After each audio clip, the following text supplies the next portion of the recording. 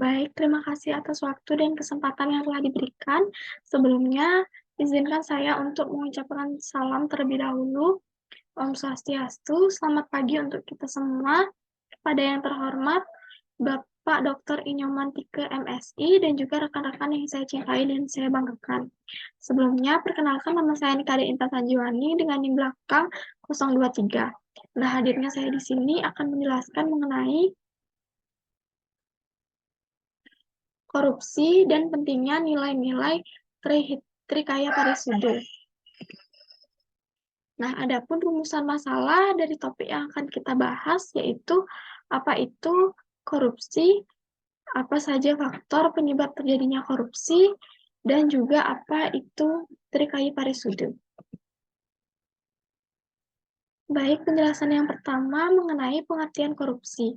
Korupsi berasal dari bahasa Latin, yaitu corruptus atau corruption, yang memiliki arti buruk, bejat, menyimpang dari kesucian, perkataan menghina, dan juga menfitnah. Korupsi adalah suatu perbuatan yang dilakukan dengan sebuah maksud untuk mendapatkan beberapa keuntungan yang bertentangan dengan tugas resminya atau kebenaran-kebenaran yang telah diajarkan oleh norma dan juga agama. Nah, di sini saya menyimpulkan bahwa ada 7 kelompok dari korupsi. Yang pertama, yaitu merugikan keuangan negara. Yang kedua, suap menyuap. Yang ketiga, penggelapan dalam jabatan. Yang keempat, pemerasan. Yang kelima, perbuatan curang. Yang keenam, benturan kepentingan dalam pengadaan. Dan yang terakhir, gratifikasi. Nah, selanjutnya saya akan membahas mengenai faktor penyebab terjadinya korupsi. Terdapat 2 faktor penyebab terjadinya korupsi. Yang pertama yaitu faktor internal. Nah, dalam faktor internal ini, saya membaginya menjadi 5 bagian, yaitu yang pertama, sifat selalu merasa kurang akan dirinya. Nah, pada umumnya, sifat tersebut dimiliki oleh semua orang yang merasa kurang puas akan apa yang mereka punya. Tindak pidana korupsi dapat terjadi karena seorang memiliki wewenang, namun bila seseorang memiliki sifat selalu merasa kurang, maka dapat muncul hasrat untuk melakukan hal tersebut. Timbulnya rasa tamak, rakus, dan serakah membuat seseorang rela untuk melakukan tindakan korupsi. Yang kedua, moral yang lemah. Seseorang yang memiliki moral yang kurang kuat atau lemah akan cenderung tergoda untuk melakukan perbuatan korupsi. Godaan yang muncul biasanya berasal dari tekanan yang berasal baik itu dari keluarga, lingkungan masyarakat, maupun lingkungan kerja yang membuat timbulnya rasa ingin menguasai hak orang lain. Yang ketiga, penghasilan kurang mencukupi. Seperti yang kita ketahui, penghasilan dari seorang pegawai dari sebuah pekerjaan seharusnya memenuhi atau sejalan dengan kebutuhan hidup yang wajar. Jika tidak, maka seseorang cenderung berusaha memenuhi kebutuhannya dengan berbagai cara. Ketika tidak bisa memenuhi kebutuhannya, maka di sanalah peluang dirinya untuk melakukan tindakan korupsi, tidak hanya korupsi tentang dana maupun uang, namun juga bisa mengenai waktu, tenaga, dan juga pikiran.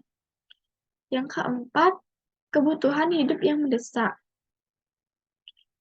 Pada saat seseorang memiliki situasi terdesak terkait dengan masalah ekonominya, di sanalah terdapat peluang bagi seseorang untuk menempuh jalan pintas, baik itu jalan pintas yang baik maupun buruk. Salah satu jalan pintas yang buruk adalah dengan melakukan tindakan korupsi. Gaya hidup yang konsumtif. Seseorang yang memiliki kehidupan atau tinggal di kota besar kerap mendorong gaya hidup seseorang berperilaku konsumtif. Perilaku tersebut berisiko membuka peluang atau celah untuk melakukan korupsi demi memenuhi kebutuhan hidupnya. Jika tidak, diimbangi dengan pendapatan yang besar atau memadai. Nah, faktor yang kedua yaitu faktor eksternal. Dalam faktor eksternal ini, saya juga dapat membaginya menjadi 5 bagian, yang dimana faktor aspek sosial. Kehidupan sosial seseorang berpengaruh dalam mendorong terjadinya korupsi, terutama keluarga. Misalnya, masyarakat hanya menghargai seseorang karena status sosialnya saja dan kekayaan yang dimiliki oleh seseorang di dalam lingkungannya. Yang kedua, faktor aspek politik. Kepercayaan atau keyakinan bahwa politik untuk memperoleh keuntungan yang besar menjadi salah satu faktor penyebab terjadinya korupsi. Tujuan politik yang menyimpang yang ingin memperkaya diri seseorang yang bisa memenangkan kontestasi bisa dengan membeli suara atau menyogok orang lain. Faktor yang ketiga yaitu faktor hukum. Penegakan hukum yang tidak bisa menimbulkan efek jerah akan pelaku korupsi atau yang disebut dengan koruptor semakin berani sehingga menyebabkan korupsi terus terjadi. Para koruptor akan mencari celah pada perundang-undangan dan lemahnya penegakan hukum yang membuat para koruptor dapat beraksi dengan leluasa. Faktor yang keempat yaitu faktor aspek hukum. Di antara tingkatan pendapatan atau gaji yang tidak mencukupi membuat para pegawai nekat untuk melakukan tindakan korupsi karena dorongan kebutuhan ekonomi yang semakin meningkat. Sementara gaji atau upah yang didapatkan sangatlah minim atau pas-pasan. Namun, pelaku korupsi tidak selalu dilakukan oleh orang-orang kalangan bawah, namun lebih banyak dilakukan oleh orang-orang kaya dan juga berpendidikan tinggi. Faktor yang kelima, faktor aspek organisasi. Biasanya organisasi tempat koruptor berada memiliki andil tentang terjadinya tindakan korupsi, karena terbukanya peluang dan juga kesempatan bagi mereka untuk melakukannya. Misalnya saja tidak adanya teladan integritas dari pemimpin kultur atau organisasi tersebut yang benar atau sesuai dengan nilai dan norma dalam masyarakat. Kurang memadainya sistem akuntabilitas dan juga lemahnya pengendalian manajemen. Nah, selanjutnya kita akan membahas mengenai korupsi menurut agama Hindu.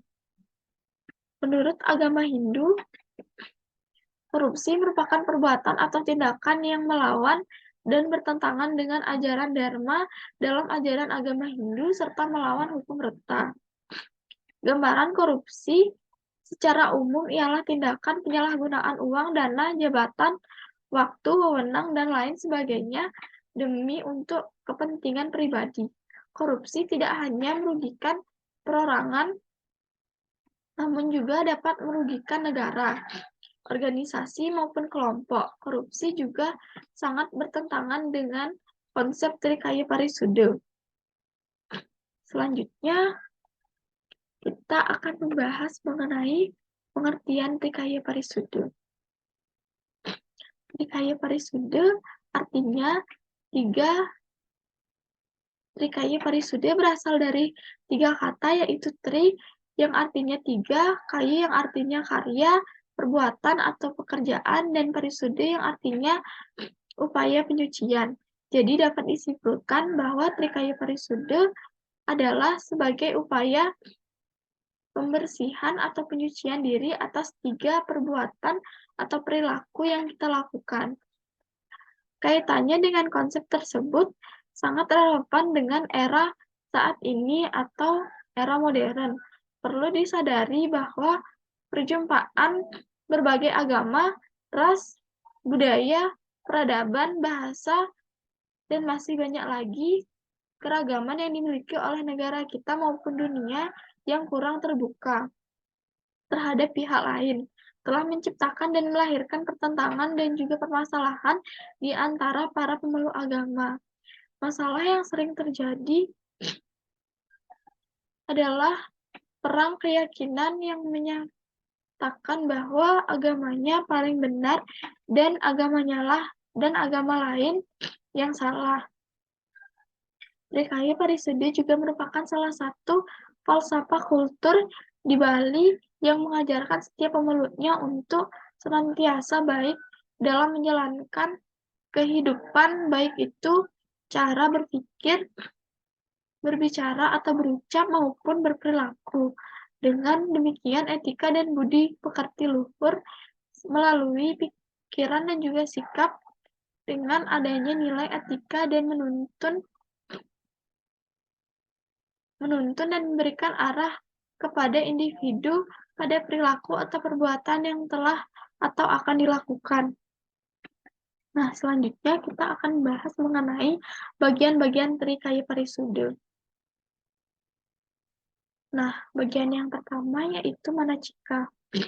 Manacika adalah tindakan berpikir seseorang antara baik maupun buruk.